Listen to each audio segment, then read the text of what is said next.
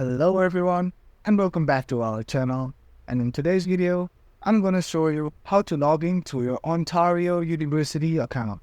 So without further ado, let's get straight into the video. So what you better do first is open up a browser of your choice and then search for OUAC account login.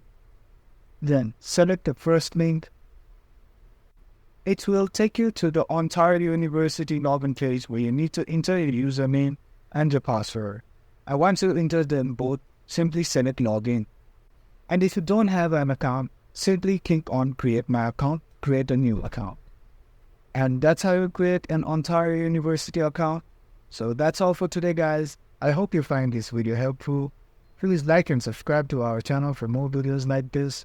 Hit the bell icon so you get notified every time we post a video. And if you still have any doubts, please be sure to let us know in the comments down below. Thank you for watching and have a great day.